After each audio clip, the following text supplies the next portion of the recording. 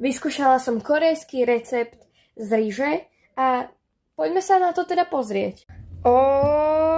Môj bože. Urobila som to teda tak, že som si zobrala čistú ryžu, dala som ju poriadne do vody, umýla som ju v sitku poriadne, pozor, tá ryža nemôže byť uvarená. Potom som tú ryžu dala do nejakej zavaracej fľaše na hodinu aj s vodou do chladničky. Potom som to vybrala, vodu som vyliala, zobrala som si novú vodu, ktorú som tam naliala a poriadne som to rozmixovala na takú kašičku, ale ja som to nerozmixovala správne, mám v tom hrúdky, ale to nevadí.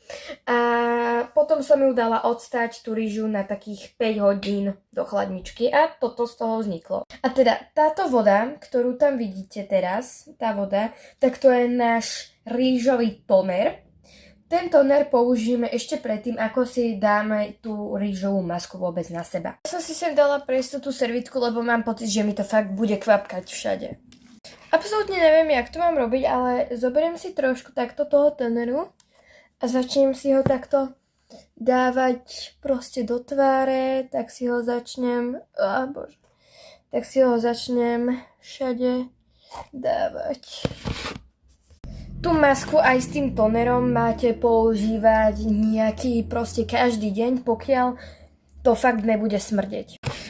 Tento rýžový toner máte použiť vždycky predtým, ako si máte na seba dať tú masku. A potom je vždycky dobré si ten toner vždycky naliať do nejakej nádoby, keďže ten proste budete potrebovať používať zvlášť.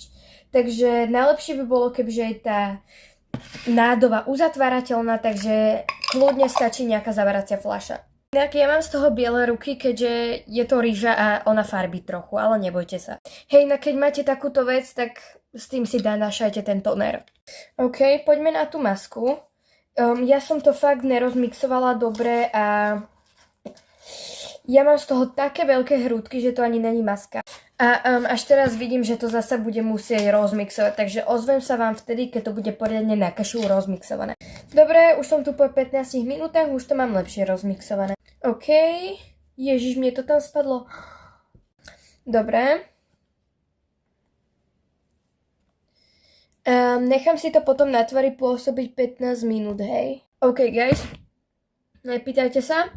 Teraz počkáme 5 minút, není to vôbec estetik, ako som si myslela, že to bude, ale to je jedno. Dobre, idem si to zmyť pod vlažnou vodou. Ok, už to mám zotreté, moja pleť je tak soft. Ale ako som tam mala tie hrúdky, bolo to dosť peelingové. Použijem ešte trošku toho tónu. Všetko. Bye!